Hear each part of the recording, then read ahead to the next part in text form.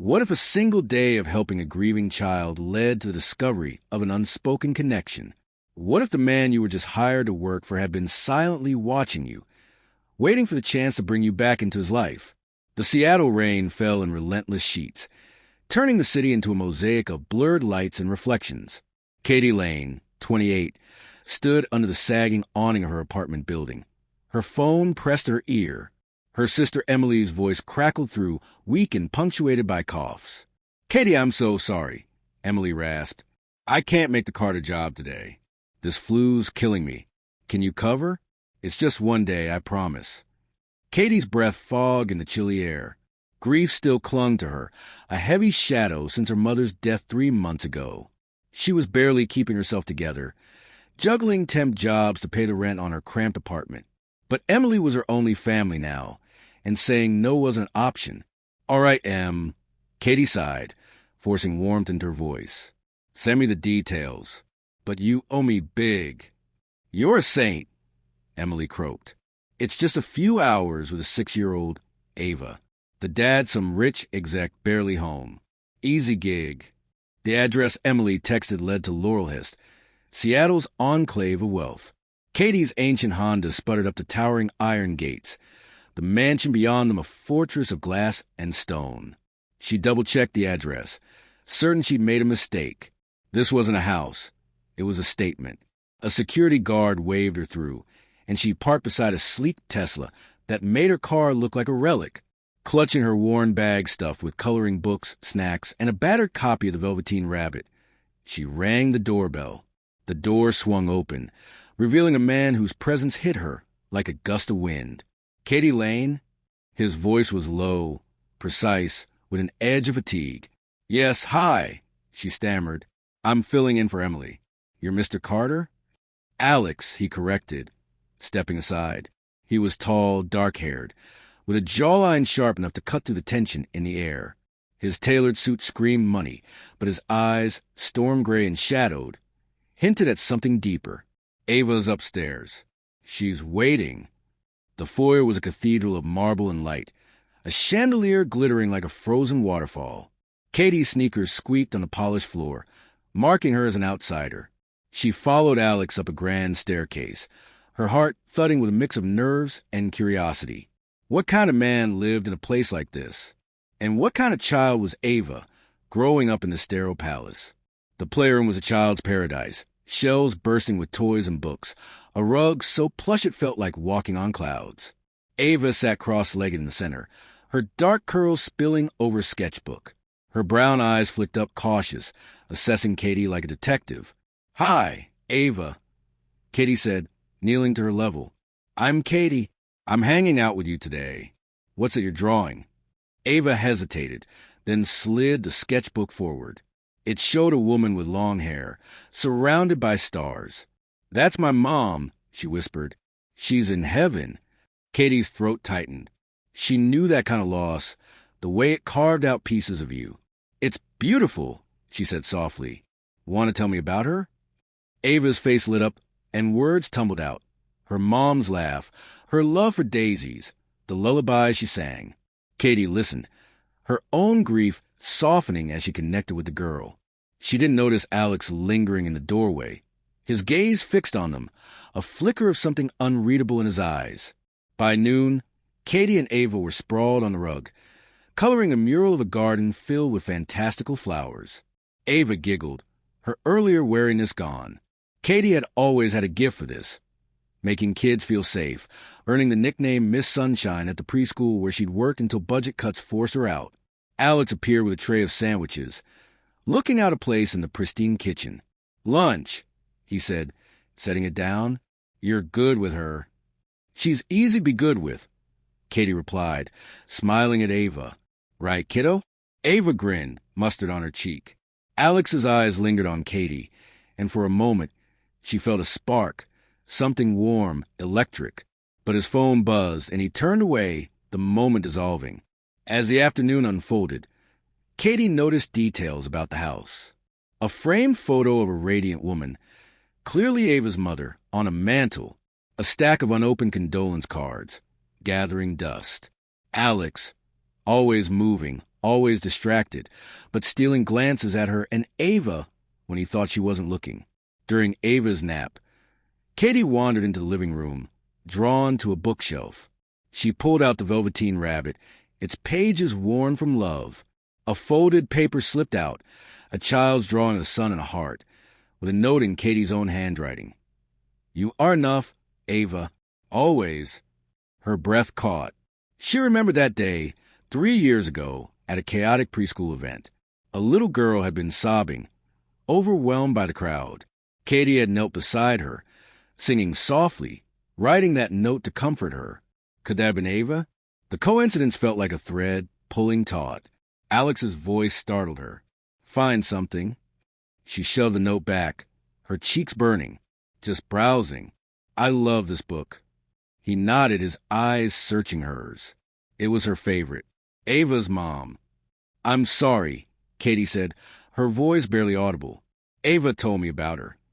"It's been a year," Alex said, his jaw tight. "It doesn't get easier." Katie wanted to say something profound, but words failed her. Instead, she offered, "Ava's strong. She's got so much love in her." "She does," Alex said, his voice softening. "Thanks to people like you." The compliment hit her like a warm breeze, but she ducked her head, unnerved by the intensity in his gaze. The air felt charged, like the calm before a storm. As the day ended, Katie felt a pang of reluctance. Ava had woken from her nap and insisted on building a blanket fort in the backyard. Alex joined them, his tie loosened, his laughter surprising her. For a moment, he wasn't a millionaire exec but a dad, crowning Ava queen of the fort, while Katie played the jester. But reality crept in. She was just a temp, a stand-in for Emily. This wasn't her world. She packed her bag, her heart heavy as she hugged Ava goodbye.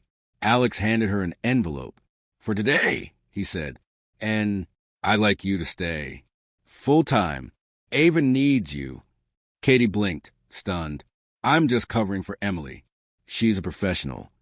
"Emily's great," Alex said, his eyes locking onto hers. "But Ava hasn't laughed like this in months." "Neither have I." The words shook her. She mumbled a thank you, promising to consider it, and fled to her car. The envelope held a check for more than she'd expected, and a note in Alex's handwriting. "You're more than you know." That night, Katie lay awake, the note from a Velveteen Rabbit haunting her. Had she met Ava before? And why did Alex's words feel like they carried a secret? The question burned. What if this day was more than chance? Hey, reader, if you're hooked on Katie and Alex's story, hit that like and subscribe button for more. Should Katie take the job? Or is there a hidden truth waiting to unravel? Keep reading to find out. Katie took the job. She told herself it was for Ava, for the money, for a chance to feel useful again. But deep down, it was also for Alex, for the way his eyes softened when he saw her, for the quiet moments when he seemed to see her, really see her. The weeks that followed were a blur of joy and discovery. Ava thrived under Katie's care, her laughter echoing through the mansion's sterile halls. They baked lopsided cookies, braided doll's hair, and stargazed in the backyard, naming constellations Katie half remembered from her mother's stories. Alex was often absent, buried in work. But when he was there, he joined them, awkward at first, then with growing ease. He was a tech mogul, his name in headlines, but with Katie, he was just Alex, grieving, hopeful, human. One evening, after Ava was asleep, Katie found Alex's study, a whiskey glass in hand. The room was dim, lit by a single lamp. On his desk, a laptop was paused on a video. Curiosity pulled her closer, and she froze. It was her. The video showed a preschool event 3 years ago. Katie, younger, brighter, knelt beside a crying girl, Ava, singing softly, her hand on the child's back. The note she'd written was visible in Ava's hands. Katie's heart pounded. She looked at Alex, who was watching her, his expression a mix of guilt and longing. "You knew," she whispered. "You knew it was me." Alex set down his glass, his movement slow. "Not at first. Not until you walked in that day. I've watched that video so many times. Ava was shattered after her mom died. You gave her hope. You gave me hope. Why didn't you tell me?" Katie's voice trembled, torn between anger and something softer. "I didn't know how," he admitted. "I didn't want you to think I was obsessed. But that note, that video, it was a lifeline. And then you showed up, and it felt like destiny." Katie's mind spun. "I'm not some hero, Alex. I'm just me." "That's enough," he said, stepping closer. "More than enough." The revelation shifted everything. Katie threw herself into her work with Ava, but doubt crept in like damp rot. Was she here because of who she was? Or because of a moment from years ago? Did Alex see her, or just a memory of Miss Sunshine? And Ava, did she need Katie, or was Katie using her to fill the void her mother's death had left? She started noticing things. The way Alex's assistant, Claire, watched her with thinly veiled suspicion. The whispers from house staff about the new nanny who didn't belong. The way Alex sometimes looked at her, like he was searching for someone else. It gnawed at her, the fear that she was a placeholder in a story that wasn't hers. One night, Katie overheard Claire on the phone, her voice sharp. "She's temporary, Alex. You can't keep her here just because of some old video. Ava needs stability, not a fairy tale." The words cut deep. Katie confronted Alex the next day, her voice steady despite the storm inside. "Am I here because of Ava or because of that video?" Alex's face paled. "You're here because of you, Katie. The video, it's just how I knew you were special. But it's you I see now." She wanted to believe him, but doubt lingered. She started pulling back, keeping her distance, focusing only on Ava. But Ava noticed, her big eyes searching. "Are you mad at me, Miss Sunshine?" "No, sweetheart," Katie said, her heart breaking. "Never." The tension built until it snapped. One rainy evening, after a day of forced smiles, Katie made a decision. She couldn't stay in a place where she felt like a ghost. She wrote a resignation letter, her hand shaking as she folded it and left it on Alex's desk. The next morning, she packed her things, her chest tight as she hugged Ava goodbye. The girl's tears soaked her shirt, and Katie nearly broke. "Don't go," Ava sobbed. "You're my best friend." "I'll always be your friend," Katie whispered, kissing her forehead. But she couldn't stay, not when she didn't know her place. As she reached her car, Alex appeared, clutching her letter. His face was raw, desperate. "Don't do this," he said. "Ava needs you. I need you." "I don't know if I'm here for the right reasons," Katie said, her voice breaking. "I can't be your Miss Sunshine forever." He pulled 2 papers from his pocket, Ava's drawing with Katie's note, and a new letter sealed. "Read these before you go. For Ava, for me." She drove away, tears blurring the road. At a stoplight, she opened the envelope. Ava's letter was scrawled in crayon. "Dear Miss Sunshine, you make my heart happy. Please don't leave. I love you." Behind was Alex's letter, messy and raw. "Katie, I've spent a year hiding from the world. You brought it back. I kept that video because it showed me hope, but it's you I'm falling for. I'm terrified you'll leave before I can tell you I love you." Katie sat in her car, the letters trembling in her hands. The rain had stopped, and the Seattle sky was clear, stars piercing the darkness. She thought of her mother, who'd always said to choose love over fear. She thought of Ava's laughter, Alex's vulnerability, the way this one day had unraveled her guarded heart. But there was more. Tucked in the envelope was a USB drive. Curiosity won, and she plugged it into her laptop, her breath catching as another video played.